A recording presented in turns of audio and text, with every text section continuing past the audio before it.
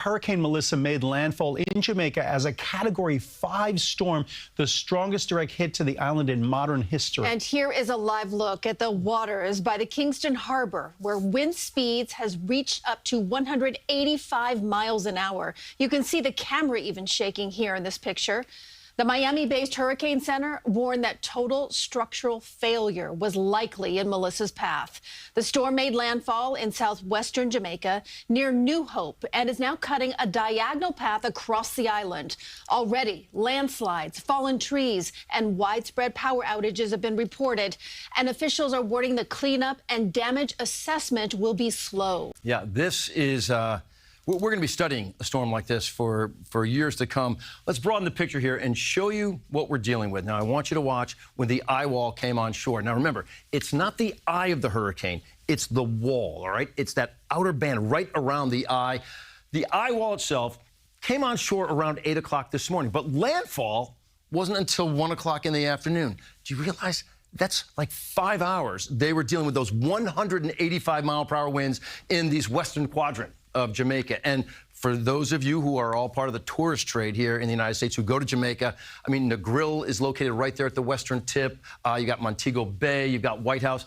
I mean, they're all involved here. The toughest area is going to be just to the right of that eye. So let's come over here and talk about how things are going to be working out. So here's what I'm talking about. You can see that eye wall coming on shore, and the worst of it, in place for about 4 or 5 hours. 185-mile-per-hour winds. It was a Category 5. Came on shore at 1 o'clock this afternoon in New Hope, Jamaica. All right, there's your storm, and that's what it was at its worst. Now, the current information, and this comes into us right now from the National Hurricane Center as of just a few moments ago, the 5 o'clock update. The winds are 145 miles per hour. So what does that mean? Well, now it's a Cat 4, still a major player in the world of hurricanes. It's a Cat 4. It's not a Cat 5, but it is still just devastating the island of Jamaica. Remember, there's your counterclockwise spin. We know too well where we live here, this idea of storm surge. All the while, those strong winds are just pushing that water on shore. The storm surge is like, the numbers are off the charts, right? And we are familiar with some of this, 9 to 13 feet.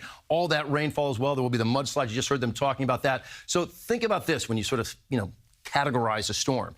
It got up to 185-mile-per-hour winds. Cat 5, 157 or larger. Most categories make a 20-mile-per-hour jump. So 157, 167, 177. For the people who make a case for a Cat 6, this would have been a storm that you make the case for the Cat 6. We'll have more on all of this when I'm back here a little bit later. Right now, ladies, it's all yours. And gentlemen, Dick, I forgot you're in today. Yes, it's all yours. Thanks, Lonnie. All right, thanks very much. Our coverage continues with Jason Allen. He is riding out the storm near Jamaica's capital of Kingston.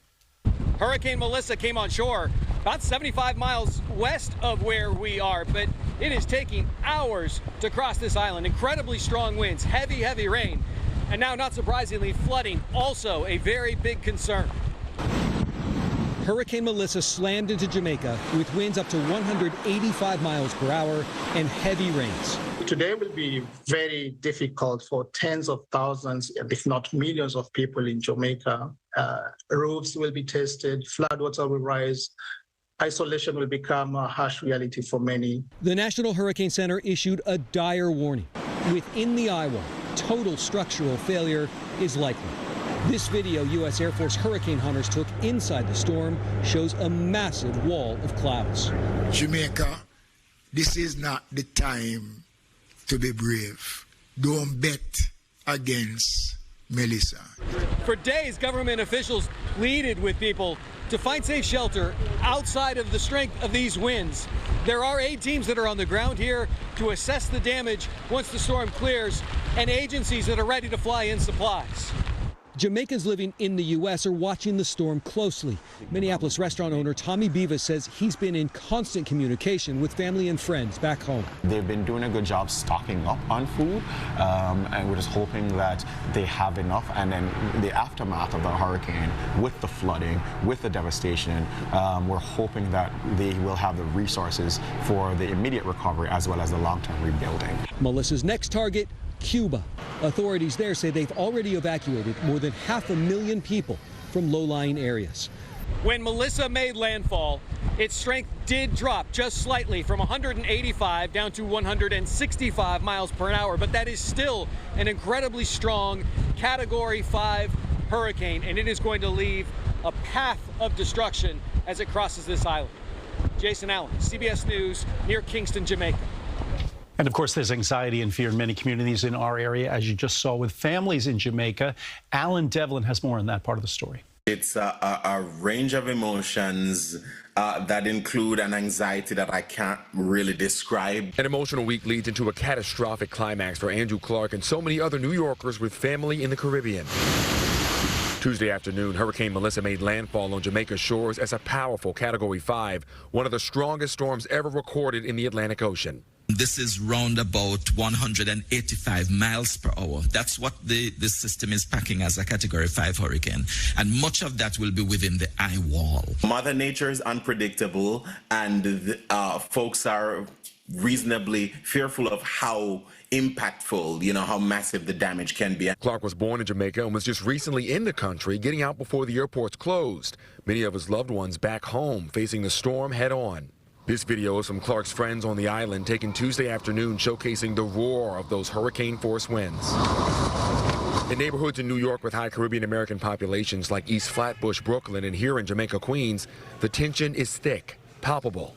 Nerve-wracking. I know I'm safe here, but my mind is there. Many of the residents, just like Sherayton Campbell, who just moved to New York from Jamaica last year, feeling the splitting of the mind and heart. Everyone here is being impacted by it in some way or another. I mean, we've been able to escape it here, but we're still there. Our loved ones are still there, so it's like we are there. And while it's too early to begin rebuilding, the community here already energized to make Jamaica better than ever in the aftermath. If we do this as a community, if we continue to band together, support each other in the best way that we can, we will come out on the other end of this stronger and more resilient. Allen Devlin, CBS News, New York. Are also concerns tonight for Cuba, where 500,000 people are urged to seek higher ground. The hurricane is expected to hit the eastern part of the island late tonight or early tomorrow morning. Cubans doing what they can to get ready for the storm. UN officials say that they are preparing to provide help to Cuba, Haiti, and Jamaica. Stay with us for continuing coverage of the storm. Our First Alert weather team will continue to track its path, and we will be checking back in with Jason Allen at the bottom of the hour to get the very latest on conditions in Jamaica.